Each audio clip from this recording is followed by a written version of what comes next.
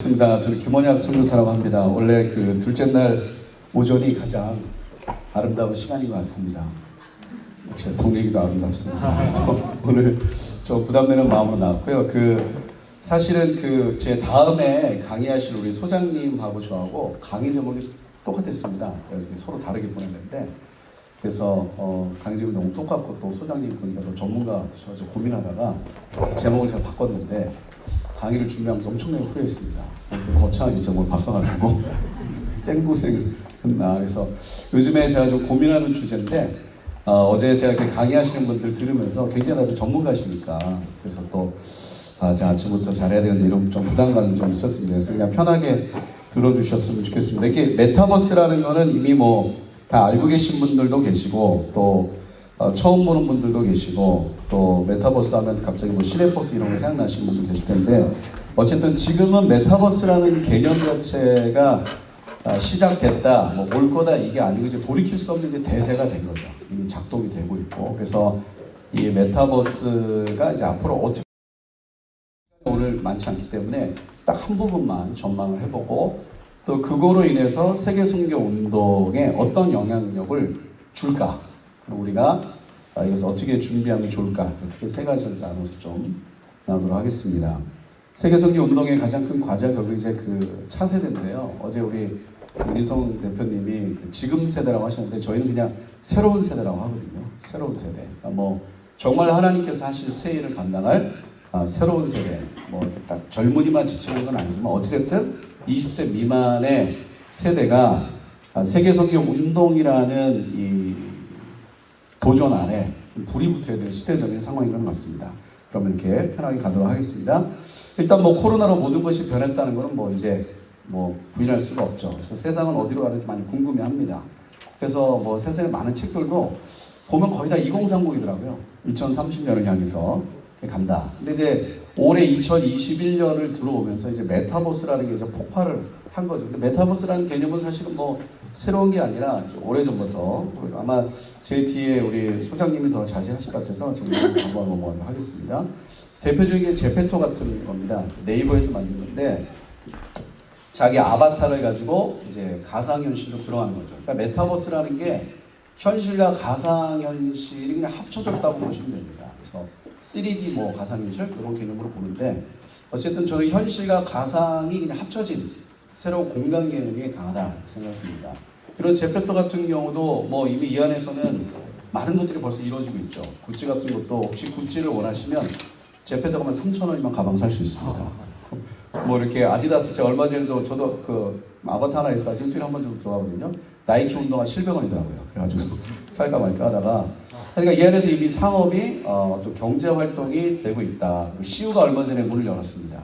그래서 자기 아바타 가서 라면도 사 먹고 뭐도 하고 네이버 같은 경우는 올해 신입사원 연수를 이제 제페토 여기서 했죠.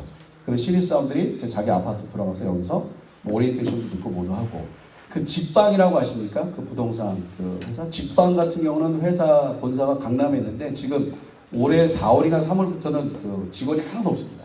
그래서 똑같은 사무실하고 똑같은 공간을 만들어 가지고 자기 아파트가 출근을 해요. 그러니까 자기는 제주도에서 욜로 생활을 하고 있는데 아침에 자기 아파트가 출근합니다. 상대방 직원 아바타랑 만나면 자동적으로 화상이 열려가지고 서로 대화도 하고 이런 개념으로 이미 많이 바뀌었죠. 많이 바뀌고 돌아가고 그리고 로블록스라는 미국에서 가장 유명한 게임, 메타버스 개념의 게임인데 워너브라더스가 5조를 투자합니다. 5조. 이 하나의 회사에 5조를 투자하고요. 이미 미국 같은 데는 10대들 같은 경우는 네이버보다 유튜브보다는 이 로블록스를 더 많이 활용을 하는데 문제는 이제 로블록스라든지 이런 메타버스 개념의 게임들이 더 이상 게임 회사가 아니고 교육, 비즈니스, 온라인 이쪽으로 다 전환시켜버렸어요. 그러니까 로블록스 같은 경우는 지금 새롭게 준비하는 게 뭐냐면 학교거든요. 학교. 청담동에 어디죠? 코로나 이후로 큰 변화 중에 하나가 청담동이나 이런 압구정에 있는 학원들이 많이 들어보셨을 거예요. 대흥동이나 이런 데를 중심으로 대안학교들을 많이 열더라고요. 왜냐면 어차피 공부해서 대학 갈 거면 학교보다는 학원이 더 잘 가르치니까 어차피 학교 안 가면 어차피 온라인으로 학교 수업 들을 거면 학원 하나. 그래서 아예 학원들이 학교로 전환이 됐습니다. 그러니까 이런 급변하는 시대가 아닌가 그리고 뭐 이런 뭐 같은 메타버스는 더 이상 논란의 여지가 없이 대세다. 대세다 이미 지나갔다.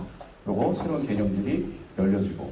그래서 이 제페토 안에서 이런 이제 아바타를 가지고 자기들이 놉니다. 그럼 이 안에 여러 가지 세상이 있어요. 대표적인 한강인데 그런 가면 이제 얘네들이 자기 아바타 가서 이렇게 뭐 치킨도 먹고 뭐 공원의 벤치에 놔져 있고 아마 이렇게 들으시는 분들은요 저걸 왜 안 하냐 그래서 이거를 이해하시면 안 됩니다. 저도 이해가 절대 안 됩니다.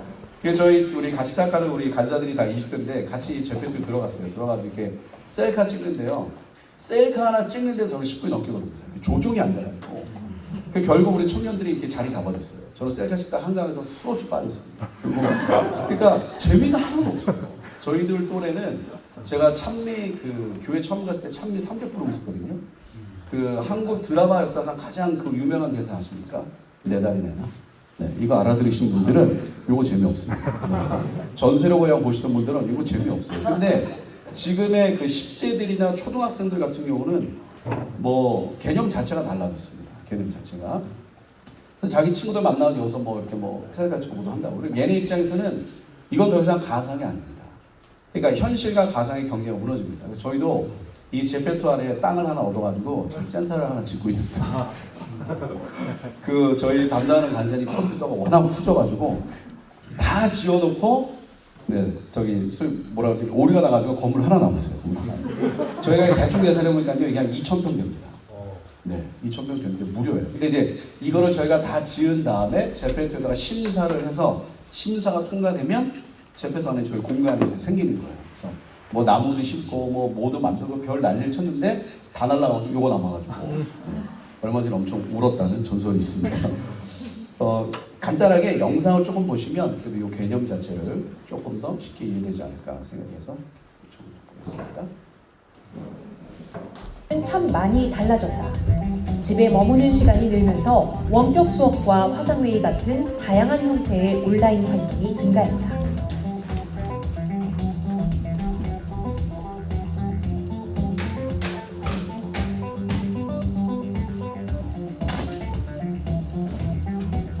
안녕하세요. 안녕하세요. 안녕하세요. 안녕하세요. 유입니다. 저는 온라인에서 만날 수 있는 버추얼 유튜버 르입니다.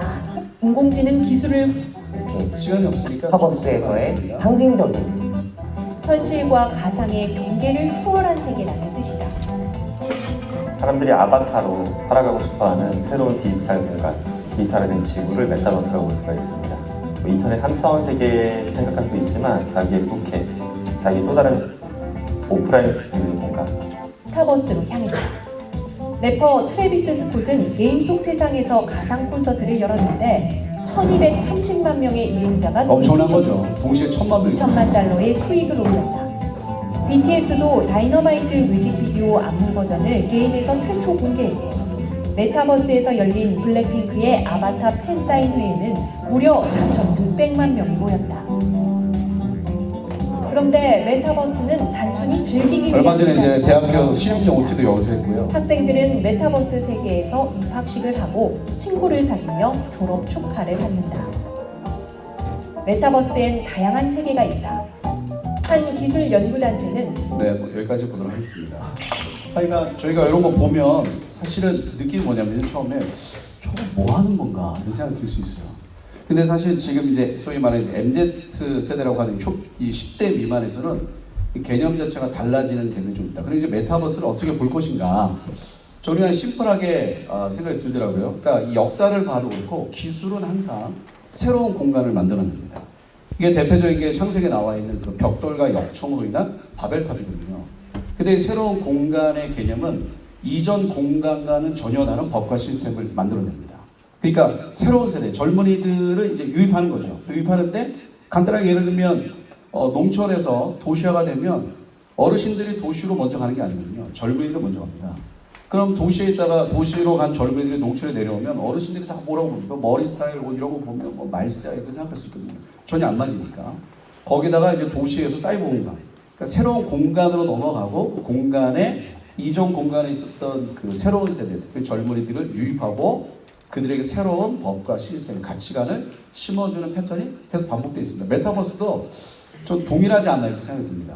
그래서 이 기술을 바라보는 관점이 크게 두 가지가 있는데 하나는 기술 결정론이 있고 하나는 사회 구성주의라는 게 있습니다. 기술 결정론은 말 그대로 기술이 사회를 바꾼다 이거고 사회 구성주의는 사회의 어떤 니즈 때문에 기술이 나오는 거다. 뭐 거북이가 먼저냐 알이 먼저냐 뭐 이런 건데 제가 생각했을 때는 지금은 이 사회 그러니까 코로나 이후로 이 사회 구성주의적인 형태가 더 많아지는 것이 아닌가. 그래서 이런 관점으로 메타버스의 미래를 보면 오늘 딱 하나만 좀 나누도록 하겠습니다. 결국은 아까도 영상에서 잠깐 보신 분 모르겠지만 이 메타버스의 가장 핵심 뭐냐면 이제 아바타거든요. 자기 아바타입니다. 아까 뭐 래퍼 같은 경우도 자기 아바타로 이렇게 공연을 했는데 뭐 엄청나게 많은 사람들이 보고 BTS도 들어가고 그래서 자기에게 아바타를 만드는데 이 아바타가 좀 발전이 되다 보면 결국은 포스트 휴머니즘으로 되지 않겠는가 그게 봅니다. 그 삼성이 5년인가 6년 전부터 준비했던 비밀 프로젝트가 있어요. 제가 알던 교수님도 이제 거기 속해 있어가지고 한번 들었는데 이 팀에서 이 제품을 만들어가지고 마지막 이 제품을 팔 건지 안 팔 건지를 검사하는 팀이 고등학생 팀이었거든요. 그 당시에. 그래서 제가 그때부터 들어가지고 엄청 기대를 했습니다. 도대체 뭐가 나올까. 근데 재작년 12월이죠. 재작년 12월에 삼성이 발표를 했고 이제 나온다. 그게 나온다. 그래서 엄청나게 기대했습니다. 새로운 핸드폰, 스마트폰이 나오나 뭐가 나오나. 그러고서 삼성이 발표했던 게 이제 네온이라는 인공 휴먼을 이제 발표했습니다. 그래가지고 무슨 이런 비서나 이런 그러니까 무슨 이런 어플리케이션의 개념이 아니고 그냥 친구의 개념이다. 그리고 이게 딱 터지고 사실은 코로나가 닥쳤고 이 이슈가 좀 사라진 듯 했어요. 근데 한 1년만 지나면서 소위 말하는 이 메타 휴먼이라는 이 개념은 엄청나게 폭발적으로 증가했습니다. 그 웬만한 기업들 홍보대사 이런 데서는 다 이제 메타 휴먼을 통해서 홍보도 하고 교감을 하죠. 그러니까 LG에서 쓰는 김내아라는 친구인데 이제 가짜 인간입니다. 가짜 인간. 실존하지 않은 인물이고 그런 인물들인데 영상을 잠깐 보도록 하겠습니다. 사이버 가수 아담 기억하십니까? 화면 왼쪽 끝에 나와 있는 익숙한 얼굴입니다. 한국 최초 사이버 인간 아담은 한때 최첨단 기술의 아이콘으로 등장했다 역사의 뒤안길로 사라졌습니다. 그리고 20년이 지난 지금 또다시 등장한 가상인간의 인기는 스타를 능가하고 있습니다. 신선미 기자입니다. 현재 가장 유명한 가상인간은 브라질계 19세 미국 가수로 설정된 릴 미켈라입니다. 이게 가짜 인간이에요. 가짜 인간. 음반을 내고 샤넬과 프라다, 삼성 등 유명 브랜드와 협업하며 인스타그램 팔로워 수를 296만 명까지 늘렸습니다. 296. 릴 미켈라의 인스타그램 포스팅 단가는 $8,500, 2019년 한 해 벌어들인 수익만 $1,170만 달러로 한화 130억 원에 달합니다. 가상인간 이마는 지난해 8월 이케아가 일본 도쿄에 매장을 낼 때 모델로 기용되면서 화제가 됐습니다. 분홍색 단발머리 소녀가 이케아 전시장에서 지낸 3일간의 일상이 담긴 영상이 인기를 끌며 이마는 지난 한 해 7억 원을 벌어들였습니다. 처음에 몰랐어요. 그러니까 이게 사람인지 아닌지 몰랐어요. 실제 존재하는 사람 같으니까 한번 궁금해서 들어도 될 것 같아요. 아바타는 이상적인데 가수는 늙잖아요. 살도 찌고. 안 그래도 아이돌이라서 걱정도 많을 텐데 너무. 뭔가 발전해 나가면 더 많은 것들이 이제 인간이랑 이제 이렇게 서로 조합해서 가상인간의 가능성은 국내에서도 감지되면서 멤버와 똑 닮은 김내아로 Z세대들과 소통하고 있습니다. LG에서 만든 거예요. 진짜 인간이 아닌가는 룩상에 자리 잡은 겁니다. 인간과 달리 시간과 장소의 제약 없이 활동할 수 있어 부가가치가 높다는 점도 장점입니다. 관리비도 안 들고 사생활 잡음도 없습니다. You know, if I want to choose an environment which is a desert or a kind of beach or whatever. 그러니까 초기 투자 비용 좀만 하면 24시간 365일 그냥 돌리면 되는 거예요. 돌리면. 그리고 여기서 말한 것처럼 사생활 문제도 없고 얘가 뭘 하겠어요. 근데 어쨌든 지금 이게 저희가 일반적으로 막 피부로 와닿는 건 아니지만 젊은 세대가 되는 굉장히 큰 영향력으로 이미 진행되고 있다. 그래서 작년에 그 SM 엔터테인먼트 같은 경우도 이제 그 에스파라고 그 절반은 사람이고 절반은 그 아바타인 그룹이 나왔죠. 그래서 이거 인터뷰하는 장면인데도요. 재밌으면 잠깐 보겠습니다. 안녕하세요, 아이카리나입니다. 야, 너무 빡빡하잖아. 저렇게 소음 들면서 다시. Hi everyone, I'm 아이카리나. 미래 세상은 셀러브리티와 로봇의 세상이 될 것으로 확신합니다. 미래 엔터테인먼트의 시작을 열게 될 SMCU SM 컬처 유니버스 프로젝트로 신인 걸그룹 에스파를 선보입니다. 에스파.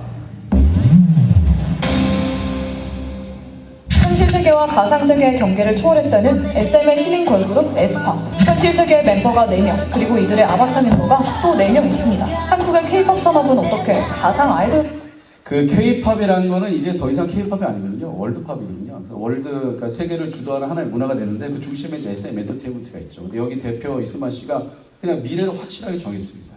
가상으로 가는 건데 그냥 단순한 가상이 아니고 그 메타버스의 미래를 봤을 때 저희가 조금 저는 위험하다고 생각하지만 굉장히 좀 우리 그 젊은 세대들에게 임팩트 있게 올 게 휴머니즘이거든요. 포스트 휴머니즘. 그러니까 생명의 정의가 달라지는 겁니다. 혹시 이 두 분 배우가 어디서 나오는지 아십니까? 어느 영화에서 혹시 보신 적 있어요? 네, 이 두 분은 딱 이제 맥락상 아시겠죠? 사람이 아니고 실제 사람은 아니고 가상 인물인데 이게 어떻게 되냐면 이제는 어디까지 가냐면요. 개인적으로 사람을 만들 수가 있습니다. 그러니까 우리 디지털 스마트폰을 손에 들고 태어난 세대 이렇게 얘기하는데 제가 현장에서 만나는 아이들은 이미 호모 포비아 이런 식으로 호모 스마트폰 표현하지만 이것도 좀 지난 게 아닐까 생각이 들어요. 지금 만나는 아이들은 유발 하라리가 말했던 것처럼 호모데우스가 맞습니다. 신이 되고 싶어하는 아이들. 그러니까 포토샵이나 이런 프로그램을 이용해가지고 개인적으로 이런 사람들을 만들 수 있는데 이것도 그냥 영상을 보는 것이 쉬우니까 좋아했습니다. I could be one of many. 주인공 같아. 나래를. Je pourrais être architecte. Ou guide. Quizá un artista. You create the narrative. I am metahuman. 그러니까 이런 식으로 이제 집에서 자기 퍼스널 컴퓨터로 이렇게 만들 수가 있습니다. 이미 이게 베타 버전이 나와가지고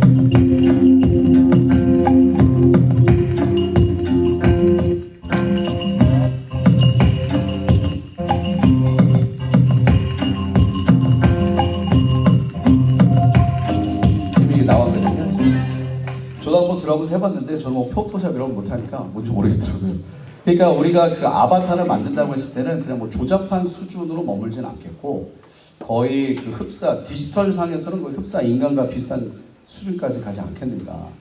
그리고 이제 메타 휴먼과의 공생이 가능할까 미래가 이게 가능할까. 저는 그 아이들을 좀 섬기다가 한 8년 전인가 9년 전에 기도하다 좀 그런 마음이 좀 들더라고요. 이 스마트폰이 그때 한 10년 전만 해도 이제 난리였죠. 지금 스마트폰이라는 주제 자체도 사라졌습니다, 거의. 근데 그 당시에 좀 고민하다가 이거를 좀 알아야 되겠다. 저는 이제 완전 문과생이거든요. 완전 문과생인데 공항을 잘 모르니까 그래서 한 10년 전에 공대를 다시 갔습니다. 공대를 다시 가가지고 대학원에 들어가가지고 좀 하다가 그때 제가 봤던 게 이 메타 휴먼이었어요. 그러니까 메타버스나 메타 휴먼이라는 얘기는 이미 오래전부터 나왔고 이게 대중화된 게 최근에 들은 겁니다. 그리고 그러니까 플랫폼이라는 이 단어 자체도 제가 10년 전에 대학원 들어갔을 때 그때 공대에서는 최대 이슈였어요. 플랫폼을 어떻게 선점할 것인가. 근데 사실은 저희가 이게 디지털 플랫폼 이렇게 하지만 그러니까 세상이 주도하는 거를 저희가 쫓아가면 안 되거든요.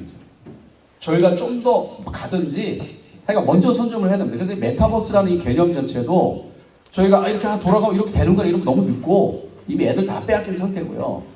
지금 메타버스라는 게 이미 대중화돼서 막 가고 있는 요때에 더 늦기 전에 선점을 해서 요 개념들을 빨리빨리 잡아가야 되지 않나 이런 생각이 듭니다. 그래서 제가 요 메타 휴먼을 가지고 좀 연구를 그때 논문을 썼는데 그때 이제 두 가지가 있었거든요. 이 메타 휴먼이 공생을 하려면 결국 두 가지가 있어야 된다. 하나는 당연한 거겠죠. 기술이 발전해야 되는데 이 기술 발전의 핵심이 이제 디지털 오감.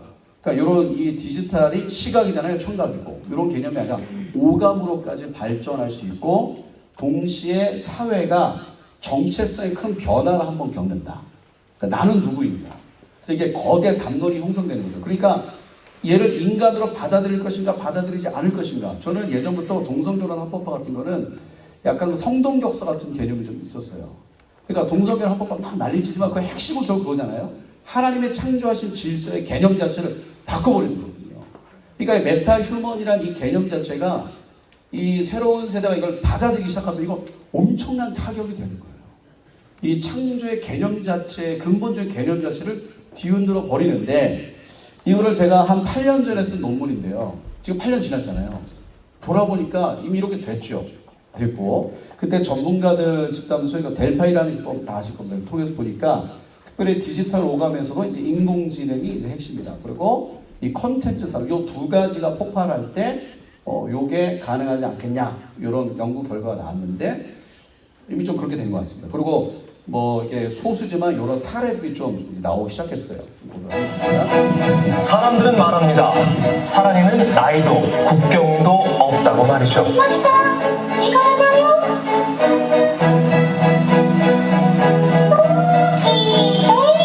아, 예쁘다. 도쿄에 사는 공무원 권도 씨는 결혼 3개월 차 새신랑입니다. 결혼을 하고 가장 좋은 건 누군가와 함께 아침을 맞는 건데요.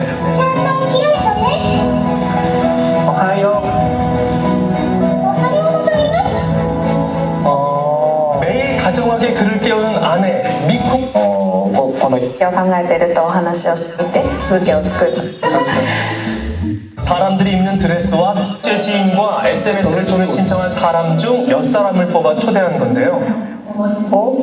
하객분 중에서 또 다른 캐릭터와 이렇게 지금 사귀고 있는 분이 있는데요? 그러니까요.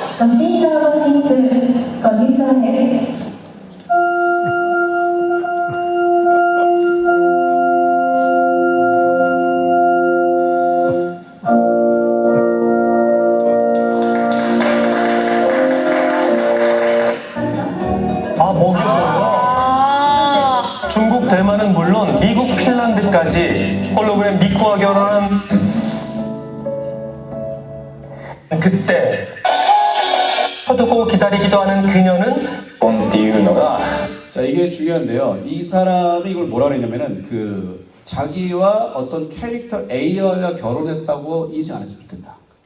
인간과 비인간의 결혼으로 봐주면 좋겠다. 이게 핵심이지.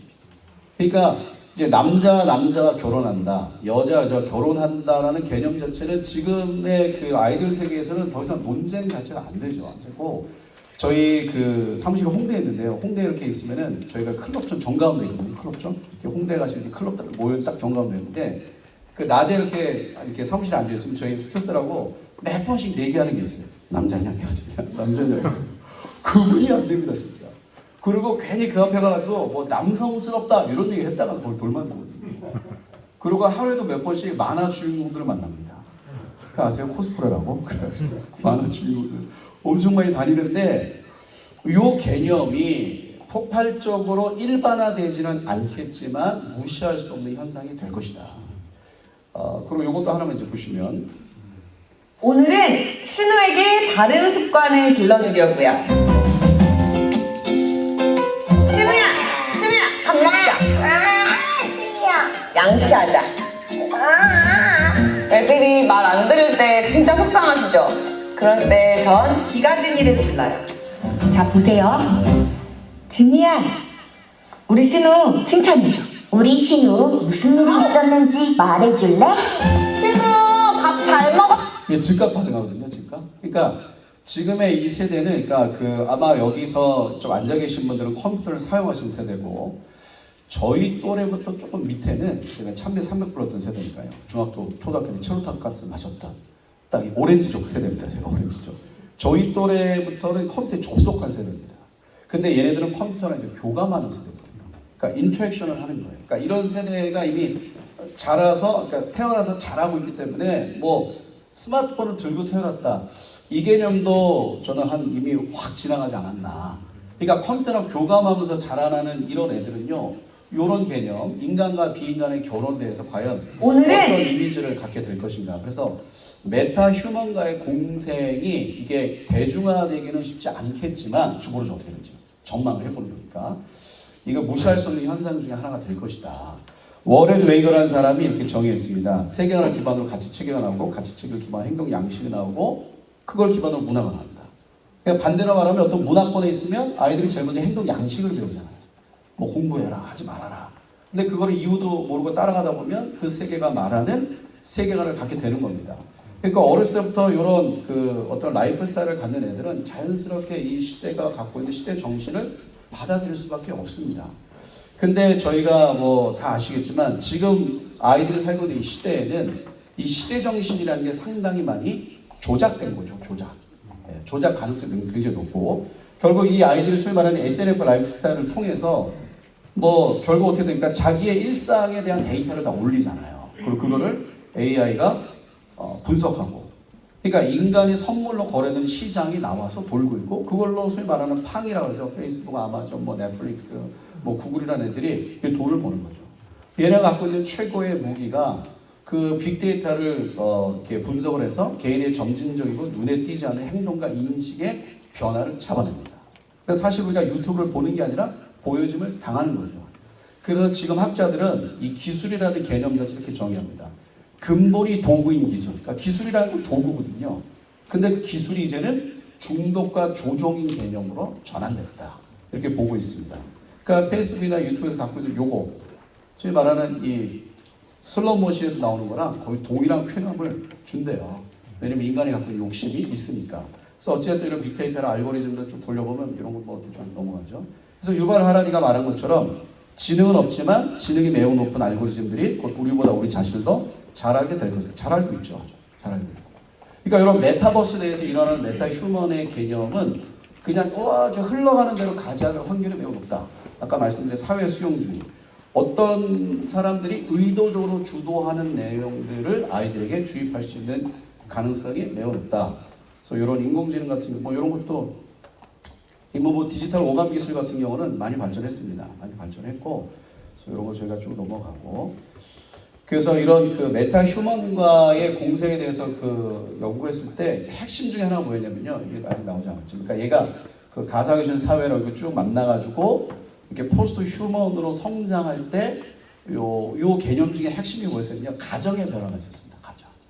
이 가정의 변화가 달라질 것이다. 우리나라도 그 몇몇 국회의원들이 그런 거 준비한다면서요.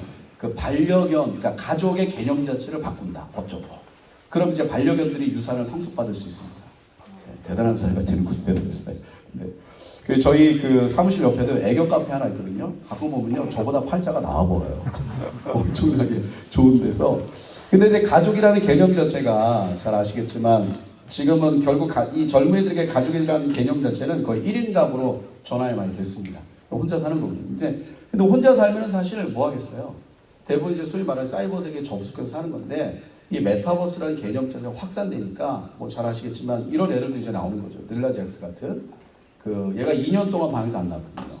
2년 만에 나와가지고 이제 가수가 됐는데 올해 그 고난주간 시작할 때 아시죠? 고난주간 첫날에 얘가 소위 말하는 메타버스 게임에서 콘서트를 열었습니다. 그 콘서트를 열 때 얘가 이제 런칭한 이 운동화를 팔았죠. 이 사탕 운동화라고. 요 밑에 실제 사람 피를 넣은 거예요. 그리고 또 666개만 팔았습니다. 그리고 666개 중에 뭐 6번째 뭐 이런 식으로 이거를 팔기 시작한 지 1분인가 2분 만에 전량 판매가 됐죠. 그리고 얘가 콘서트를 열 때 일주일 만에 1억 명이 봤습니다. 그 어제 이렇게 좀 발표하실 때 예수 영화 이렇게 막 몇 년 동안 1억 명이 보고 했잖아요. 얘 콘서트를 1억 명이 봤습니다. 1억 명 일주일 동안에. 근데 얘가 했던 콘서트가 뭐냐면 단순한 디지털이 아니라 메타버스 안에서 했기 때문에 얘가 그 천국과 지옥을 재현했어요. 그래서 천국에 대한 이미지, 그 지옥에 대한 이미지, 왔다 갔다 하면서 난리를 치는 거예요. 그러니까 이런 애 한 명이 나와가지고 1억 명에게 영향을 주는 시대가 된 겁니다. 그리고 얘네가 예를 들어서 말 한마디로, 예를 들어서 릴레 잭스가 내 여자친구가 생겼다. 근데 메타 휴먼이에요. 그리고 굉장히 파격적으로 가지 않을까. 그래서 좀 정리를 빨리 하겠습니다. 메타버스가 바꿀 그 라이프 스타일의 전망을 제가 잠깐 정리를 해보니까 뭐 아닐 수도 있지만 첫 번째는 그러니까 결국 이제 메타 휴머니즘, 그러니까 포스트 휴머니즘이 확산되면서 이제 어떤 개념이 생기냐? 정의하지 않는 정의가 될 것이다. 제가 홍대에서 매일 있으면서 청년들 그 낮에 이렇게 다니면서 이렇게 보면요, 딱 느끼는 게 뭐냐면요, 전부 다 독특해요. 그러니까 자기 멋에 사는 겁니다. 그러니까 이거 A는 B다라고 정의할 수가 없는, 그냥 내가 좋으면 좋은 거고, 내가 틀리면 틀린 거고, 내가 아니면 아닌 거예요. 그러니까 정의하지 않는 정의라는 시대 정신이 메타버스로 들어갈 수밖에 없어요. 왜냐면 메타버스에서 아바타가 있는데 제가 아이들한테 물어봤거든요. 제가 이제 조그만 국제학교에서 수업을 하나 해가지고 애들 물어봤어요. 아바타, 네가 볼 때는 아바타가 세례를 받으면 그 세례를 받은 거냐 안 받은 거냐 물어봤습니다. 그때 애들이 갑자기 하다가 절반으로 갑자기 나뉘더라고요. 엄마 아빠가 믿음 좋은 애들은 말도 안 된다. 그리고 어떤 애들은 세례 받은 거 아닌가요? 이렇게 생각했어요. 그리고 어떤 애들은 그러더라고요. 이제는 그러니까 메타 휴먼이 우리 1월이 되면 어떤 미래가 펼쳐질까 쭉 얘기해 보라니까 어떤 친구가 아주 파격적인 얘기를 했어요. 그 쟤는요 그런 시대가 되면 자기 아바타와 결혼하는 애도 나오지 않을까요? 거기까지도 가겠다고요. 거기까지도. 그러니까 어쨌든 정의하지 않는 정의라는 게 될 것이다. 그리고 이 메타버스라는 게 사실은 하나의 월드에 다도숙하는 게 아니거든요. 아까 이 제페토도 한강이라는 데가 있는데 한강도 엄청 많아요. 인원수가 제한되어 있습니다. 그래서 들어가면 수많은 세상. 그러니까 유기적인 마이크로 조직이 되는 조직화될 수밖에 없다. 그리고 융합으로 가는 거죠. 그래서 이런 메타버스가 바꿀 라이프 스타일의 전망을 통해서 세계 성리 운동의 도전까지를 좀 맡겨보도록 하겠습니다. 정의하지 않는 정의가 되면 어떤 일이 벌어지냐? 저는 개인적으로 그렇게 생각합니다. 기준이 굉장히 낮아질 것이다. 그러니까 저희가 디지털 플랫폼으로 어제부터 쭉 저희가 나눴는데 다 공감하실 겁니다. 젊은이가 좋아하는 컨텐츠에 눈높이를 맞추다 보면 넘지 말아야 되는 선이 있지 않을까 저는 그렇게 생각해요. 그러니까 우리가 좀 끝까지 목숨을 걸고 지켜야 될 선이 있거든요. 예를 들면 하나님을 섬기는 건 헌신입니다. 어제 우리 목사님 말씀하신 대로 이쁘지 그래요. 이쁘지. 구원의 감격으로 하나님을 섬기는 거지. 세상이 말하는 어떤 사업의 논리를 가지고 사역에 들어올 수는 없잖아요. 모르겠습니다. 저는 그렇게 생각하거든요. 그러니까 예를 들어서 내가 세상에서 엄청나게 성공할 수 있는데 이걸 모든 걸 포기하고 주님을 섬긴다. 이게 헌신이지. 세상에서 받을 수 있는 대우를 그대로 받는다. 과연 이게 교회 그리고 이게 사역이라고 정의할 수 있는지. 그러니까 이런 의문들이 계속 나오면서 좀 어떤 수준이, 그러니까 이 기준이 굉장히 낮아지지 않겠는가. 그래서 이런 메타버스 상황에 있어서 가장 중요한 것 중에 하나가 강력한 비전이 필요합니다. 그러니까 선교라는 정의 자체를 어떤 레디컬하게 포기하면 안 되는 어떤 운동이 좀 필요합니다. 그러니까 선교란 무엇인가? 그러니까 내가 옆에 있는 동네 아줌마 전도했다. 이거 선교냐? 큰 넓이에 와서는 그럴 수도 있겠지만 어느 부분에 있어서 소위 말하는 마태복음 24장 14절에 말하고 있는 요 개념, 프론티어 선교라는 개념 자체는 좀 목에 칼을 달고 지켜야 되지 않겠습니까? 요것을 주장할 수 있는 강력한 비전 운동이 좀 필요합니다. 이게 있어야 요 메타버스가 밀려오는 요 세상에서 우리의 새로운 세대를 지켜낼 수 있는 울타리가 좀 되거든요. 그러려면 사사기 2장에 나오는 것처럼 사사기 2장 10절부터 13절에 보면 다음 세대가 무너진 가장 큰 이유 중에 딱 두 가지 말하고 있지 않습니까? 여호와를 알지 못했고 여호와께서 이스라엘에 행하신 일을 알지 못했고 여호와께서 이스라엘에 행하신 일이 역사거든요. 근데 역사라는 게 두 가지 개념이 있는 거 다 아실 겁니다. 하나는 헬라적 개념이 있고 하나는 히브리적 개념이 있고 헬라적 개념, 소위 우리가 요즘 아이들이 갖고 있는 역사관이라는 것 자체가 딱 이거거든요. 어떤 사람이 지나간 사건을 기록한 거 역사. 근데 사실은 성경에서 말하는 역사의 핵심. 그러니까 이스라엘 가시면 하이파 같은 데 가면은 대학 하나 있습니다. 하이파 대학인가 까먹었네. 그 대학교는 역사학과가 히스토리라는 단어 쓰지 않거든요. 톨도시라는 단어를 씁니다. 그러니까 출산의 의미가 있어요. 역사는 하나님으로부터 나온 거다. 그러니까 역사를 주관하시는 하나님에 대한 분명한 인식이 있고 그 역사를 주관하시는 하나님이 말씀하신 지상 대명령에 대한 강력한 비전 운동이 돌아야 이 메타버스 상에서 좀 아이들이 좀 치고 나갈 수 있지 않나 이런 생각이 듭니다. 그래서 KWMA가 하고 있는 이 타겟 2030이 정말 좋은 것 같아요. 왜냐하면 이 세대를 아울 수 있는 비전이 지금 없거든요. 예를 들어서 그리스도의 계지를 오게 하자. 가슴 뛰는 세대 있지 않습니까? 근데 지금의 메타버스를 살아가는 애들에게 있어서는 얘네들 하나가 묶을 수 있는 어떤 비전 표어가 없어요. 근데 그런 의미에서 타겟 2035로 좀 묶어야 되지 않을까 이런 마음이 좀 들고 시간이 없어서 빨리 넘어가겠습니다. 그리고 또 하나 이 작은 배 운동 저희가 하고 있는 건데요. 요한복음 21장에 이 실패한 제자들이 다시 물고기를 잡아서 끌고 오는데 그 물고기를 태우는 게 작은 배입니다. 그래서 저희가 이제 작년에 사역을 시작할 때 하나님이 이런 마음을 줘서 이 작은 배 운동이 필요하다. 그러니까 결국은 이제는 유기적인 마이크로 조직으로 확산되기 때문에 지금의 MZ 세대는 5명에서 10명 정도를 강력하게 끌고 갈 수 있는 이런 작은 배들이 필요하고, 이 작은 배들이 함대로 모이는 구조. 이건 제 개인적인 의견이니까요. 저는 이제 플랫폼 형태의 교회보다는 이제는 함대 형태의 교회로 넘어가고 있지 않나 생각이 듭니다. 여러 작은 배들이 하나의 방향성을 가지고 가는 풀린 이 개념으로 가는 거죠. 근데 이때 중요한 게 시세를 아는 목자가 좀 필요합니다. 워낙 혼란스럽기 때문에 5명, 10명 그냥 품고 가는 그런 목자가 아니고 시세를 파악해야 되는데, 시세를 파악한다는 건 뭐냐? 결국 미래라는 게 사회, 정치, 기술, 환경, 경제, 크게 보면 요 5가지 일어나는 이런 이슈들이 막 서로 영향을 줘서 막 만들어 가잖아요. 근데 요거를 10대 때부터, 어릴 때부터 교육을 시켜야 된다. 그래서 제가 지금 국제학교에서 하나 수업하고 있는데 요걸 좀 시범 삼아 해보고 있거든요. 아이들한테 주제를 던진 거예요. 메타 휴먼하고 공생이 되겠냐? 요걸 가지고 요런 내용들을 보면서 아이들한테 요소를 좀 뽑아봤어요. 그것을 만들어가고 있는데, 이 학교 이게 중간고사 시험 문제입니다. 뭐 여기 계신 분들은 다 금방 풀 수 있을 거예요. 그렇죠? 미래 사회를 만들어가는 변동적인 5가지 무엇인가? 처음 요 수업할 때 애들은 거의 멘붕이었죠.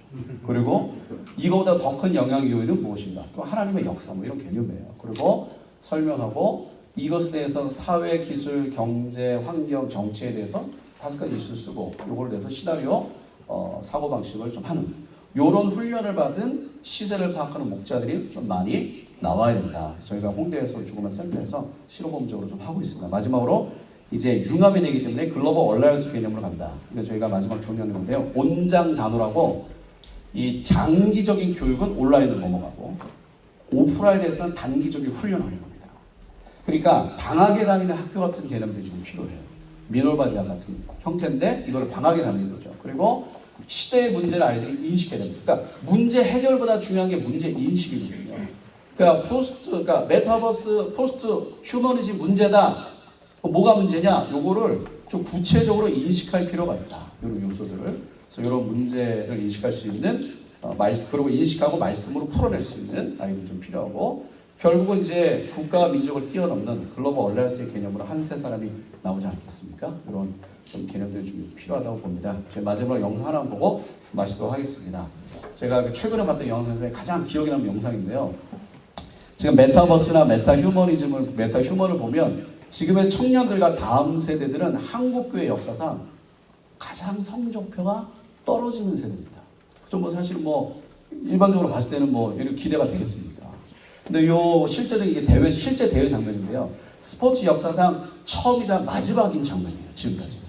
쭉 보시면 제가 보면서 좀 기도가 많이 나왔습니다. 지금의 청년들과 아이들이 정말 이렇게 됐으면 좋겠다. 그래서 마지막 영상 보고 저희 마치도록 하겠습니다. Great start from Cork IT there in lane 3. DCU had a great start as well. In terms of their, allegiances, I suppose, but there's certainly not much. In the lead, it looks like UCD and run away with this one, Colin. It looks like Atlantic CU though on the outside, probably in third place. CIT at the moment in second as I nearly fall off the balcony. I'll step forward, it's safe. Exciting times, Colin. It is. Look. UCD easily away with this 1등하고 꼴등에 걸고 100m 떨어지는 거죠. Right way up in second now. DCU still fighting their way to the handover here. Go DCU and CIT battling. There's elbows. It's a destruction derby out there, Colin. CIT, look, they're going by again. Eddie Gardner and not being known as a 400-meter runner, better than 꼴등은 카메라가 안 That's 잡혀요. for later. This is all about the UCC, then Trinity, and then out the back it looks to be a Blow Night T, but here we go. 마지막 주자입니다. Final changeover. UCD with about a 30-meter lead here. It's going to be very, very difficult for Michelle Finn here, future Olympian, to rein this one in. She's got too much of a gap. Can she hold out? Oh, the big battle here is for second call. It is. 거의 게임 끝난 거 아닙니까 이거? And UL at the moment. CIT and UL, but can UCL is failing and there's just turbo blast jets off the steeplechase specialist. About being turned on for 250 to go. 8 meters to get there. 6 meters. Oh, you gotta get there. She's gonna go past the UCL and now on her feet. Michelle Finn, the future Olympian, powers on by. Here comes CIT. Another effort in the home straight. And here comes UCC. I think we're gonna get third. 골등도 치고 나옵니다. 골등도.